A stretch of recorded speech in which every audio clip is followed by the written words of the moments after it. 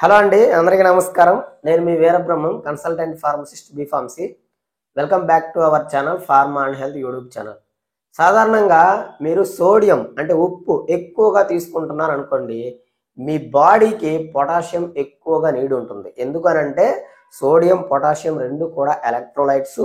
ఇవి రెండు కలిసి పనిచేస్తేనే మీ బాడీ ప్రాపర్గా ఫంక్షనింగ్ అనేది మెయింటెనెన్స్ జరుగుతుంది. సో అయితే ఇప్పుడు మీరు అనుకోవచ్చు, ఏమని, పొటాషియం నాకు తగ్గిందేమో, వెంటనే వెళ్ళి చెక్ చేసుకొని దాన్ని పెంచుకుంటా అనుకోవచ్చు.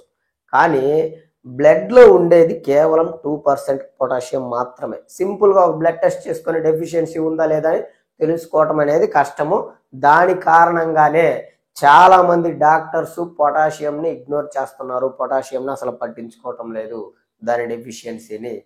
సో ఇప్పుడు పొటాషియం మీ బాడీలో ఏ ఫంక్షనింగ్ చేస్తుంది, పొటాషియం ఎందుకు తగ్గుతుంది, పొటాషియం తగ్గినప్పుడు లక్షణాలు ఎలా ఉంటాయి, దాన్ని ఎలా పెంచుకోవాలి అనేది నేను మీకు ఈ వీడియోలో చాలా క్లియర్ కట్గా చెప్తాను.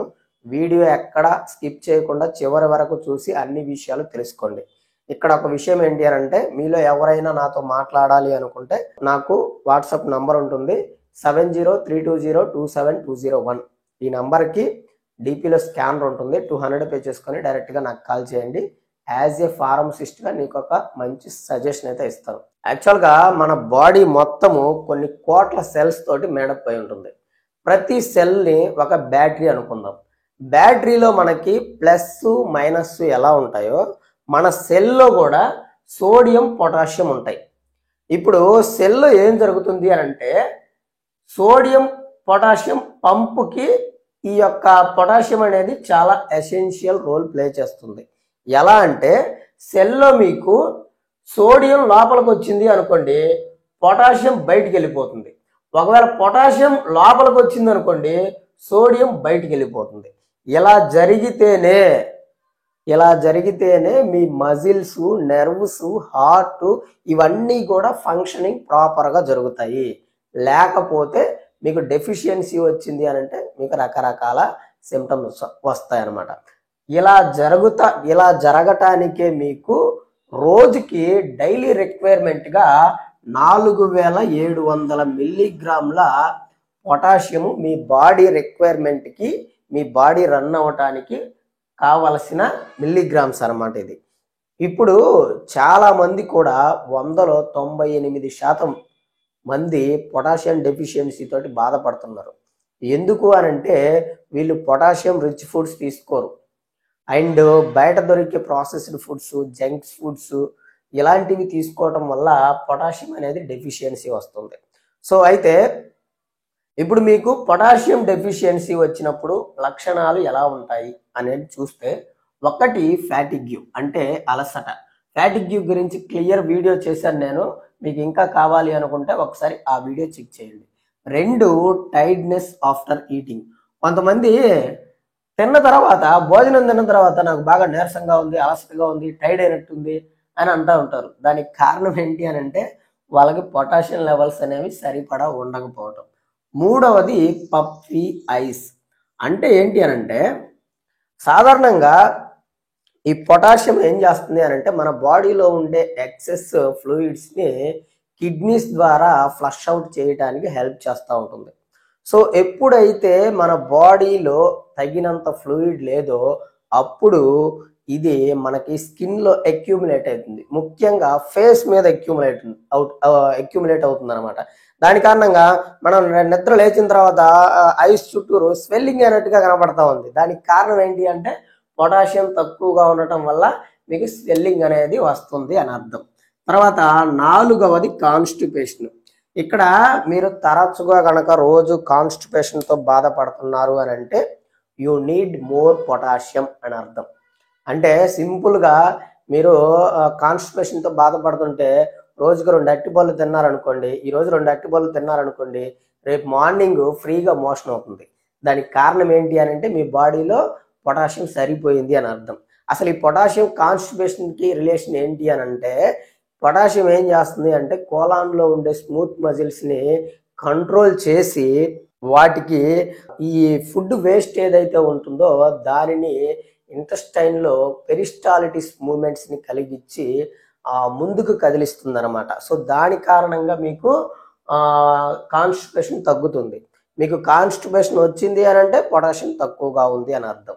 సో దీని నుంచి బయటపడాలి అని అంటే పొటాషియం సిట్రేట్ కానీ మెగ్నీషియం సిట్రేట్ కానీ తీసుకోవటం వల్ల ఈ కాన్స్టిపేషన్ అనేది తగ్గిపోతుంది. తర్వాత మజిల్ వీక్నెస్. చాలా మంది ఇప్పుడు కొంత దూరం నడిచిన తర్వాత లేదు అని అంటే కొన్ని మెట్లు ఎక్కిన తర్వాత లెగ్స్ కి కండరాలలో బాగా వీక్ అయిపోయినట్టుగా నొప్పులుగా టైట్గా అనిపిస్తాయి. దానికి కారణం ఏంటి అని అంటే పొటాషియం తక్కువగా ఉండటం. సో అప్పుడు మీరు ఏం చేయాలి అని అంటే పొటాషియంని పెంచుకోవాలి. ఆర్ ఎలక్ట్రోలైట్ పౌడర్ని తీసుకోవటం వల్ల దాని మూలంగా మీకు ఆ ఎనర్జీ అనేది వస్తుంది. అండ్ ఇక్కడ ఇంకొక విషయం ఏంటంటే మీరు బాగా స్వెట్టింగ్ అయ్యారనుకోండి, ఇప్పుడు బాగా స్టెప్స్ ఎక్కారు, బాగా స్వెట్టింగ్ అయ్యారు, పొటాషియం లాస్ అవుతుంది అనమాట. తర్వాత 6వది హై బ్లడ్ ప్రెషర్. ఇక్కడ హై బ్లడ్ ప్రెషర్ రావడానికి వన్ ఆఫ్ ద రీజన్ వచ్చేసరికి పొటాషియం లెవెల్స్ తగ్గిపోవటం. యాక్చువల్గా పొటాషియం లెవెల్ కనుక కరెక్ట్గా ఉందనుకోండి, ఇవి పొటాషియం ఏం చేస్తుందో తెలుసా, మీ ఆర్టరీస్లో ఉండే బ్లడ్ వెల్స్ లోపల ఎక్స్పాండ్ చేసి బ్లడ్ ఫ్లోని పెంచుతుంది. సో ఎప్పుడైతే మీకు పొటాషియం తగ్గుతుందో అప్పుడు ఆ ఆర్టరీస్ అనేవి నేరో అయిపోతాయి. దాని కారణంగా మీకు బ్లడ్ ప్రెషర్ అనేది ఇంక్రీజ్ అవుతుంది. సో దాన్ని తగ్గించుకోవాలి అని అంటే పొటాషియంని పెంచుకోవాలి. తర్వాత 7వది యూరినేటింగ్ ఎట్ నైట్. చాలా మంది రాత్రిపూట నిద్రపోయిన తర్వాత నైట్ టైంలో ఎక్కువగా యూరిన్కి లెగుస్తూ ఉంటారు. కానీ వాళ్ళకి షుగర్ ఉంటుందా అంటే షుగర్ ఉండదు, కానీ యూరిన్కి లెగుస్తూ ఉంటారు. దానికి కారణం ఏంటో తెలుసా, పొటాషియం లెవెల్స్ తగ్గటం. యాక్చువల్గా మన బాడీలో డే టైంలో వాటర్ని అండ్ షుగర్ని స్టోర్ చేసుకుంటూ ఉంటుంది. ఈ లో పొటాషియం ఉన్న వాళ్ళకి స్టోర్ చేసుకొని ఆ స్టోర్ చేసింది మొత్తాన్ని రాత్రిపూట రిలీజ్ చేస్తూ ఉంటుంది. అందుకనే రాత్రిపూట నిద్రలో ఫ్రీక్వెంట్గా యూరిన్కి వెళ్తూ ఉంటారు ఈ పొటాషియం తక్కువ ఉన్న వాళ్ళు. కాబట్టి ఈ లక్షణం కనపడింది అని అంటే మీకు పొటాషియం తక్కువగా ఉందని అర్థం, దానిని పెంచుకోవాలి అని అర్థం. తర్వాత డయాబెటీస్. యాక్చువల్గా డయాబెటీస్ విషయానికి వస్తే మీరు డయాబెటీస్ ఉన్న వాళ్ళు ఎవరైనా సరే రోజుకి 4700 మిల్లీగ్రామ్స్ పొటాషియంని కనుక తీసుకోగలిగినట్లయితే మీకు ఇన్సులిన్ రెసిస్టెన్స్ నుంచి కానీ బ్లడ్లో షుగర్ లెవెల్స్ని కానీ ఈ పొటాషియం అనేది కంట్రోల్లో ఉంచుతుంది. అండ్ మోర్ ఓవర్ ఇంకొక విషయం ఏంటంటే అది కుదరలేదనుకోండి, మీరు రోజుకి 2000 మిల్లీగ్రాముల పొటాషియం సిట్రేట్ తీసుకున్నారనుకోండి, దాని మూలంగా మీకు ఏమవుతుందో తెలుసా, డయాబెటీస్ వల్ల వచ్చే కాంప్లికేషన్స్ అనేవి ఏమీ రాకుండా ప్రివెంట్ చేస్తుంది. ఏది పొటాషియం సిట్రేట్ అనేది అంత బాగా యూజ్ అవుతుంది అనమాట. సో అయితే ఈ లక్షణాలు మొత్తం ఇవన్నమాట. ఇప్పుడు మీరు బ్లడ్ టెస్ట్ చేసుకొని తెలుసుకోవడానికి అంటూ పాసిబిలిటీ చాలా తక్కువగా ఉంటుంది. కాబట్టి మీకు 8 లక్షణాలు ఏదైతే ఉన్నాయో ఈ 8 లక్షణాలు ఉన్న వాళ్ళకి పొటాషియం లెవెల్స్ అనేవి తక్కువగా ఉన్నట్టు అర్థం. సో దాన్ని బట్టి మీ డాక్టర్ని కన్సల్ట్ అయ్యి మీరు పొటాషియం రిచ్ ఫుడ్స్ తీసుకోవటం లేదంటే సప్లిమెంట్స్ తీసుకోవటం అనేది చెయ్యాలి. ఇప్పుడు పొటాషియం రిచ్ ఫుడ్స్ అంటే ఏంటి, green leaves vegetables. Green leaves వెజిటబుల్స్లో 400 నుంచి 800 మిల్లీగ్రామ్స్ పొటాషియం ఉంటుంది రోజుకి ఒక కప్పు సలాడ్ తీసుకుంటే. అండ్ లేదా బనానా ఉంది, బనానాలో 300 మిల్లీగ్రాముల పొటాషియం ఉంటుంది ఒక్క అట్టిపండులో. మీరు రోజుకు 2 అట్టిపళ్ళు తింటే మీకు బాడీకి సరిపడా పొటాషియం సరిపోతుంది. సో అది పొటాషియం అనేది సివియర్ గా, ఇవేంటంటే పొటాషియం నార్మల్ గా డెఫిషియన్సీ వస్తే ఈ లక్షణాలు ఉంటాయి. అదే పొటాషియం కనుక సివియర్ గా డెఫిషియన్సీ అయితే ఏముంటుంది అంటే బ్రీతింగ్ డిఫికల్టీగా ఉంటుంది, తర్వాత ఫ్లూయిడ్ రిటెన్షన్ వస్తుంది, కిడ్నీలో స్టోన్స్ వస్తాయి, అండ్ స్ట్రోక్ కూడా వస్తుంది అనమాట. ఈ లక్షణాలన్నీ కూడా పొటాషియం మీకు బాగా ఎక్కువైతే, డెఫిషియన్సీ బాగా ఎక్కువైనప్పుడు వచ్చే లక్షణాలు.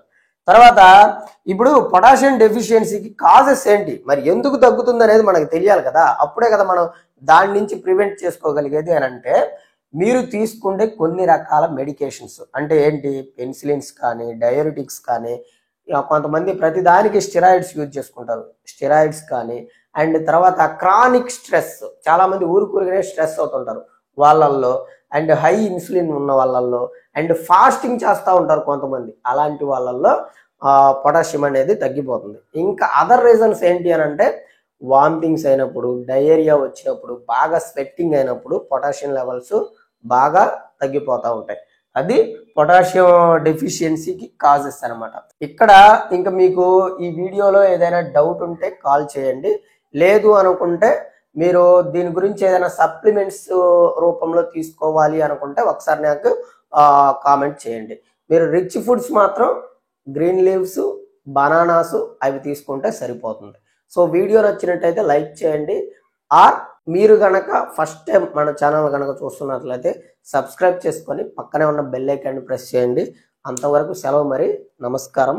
నేను మీ Veerabrahmam, consultant pharmacist, B pharmacy.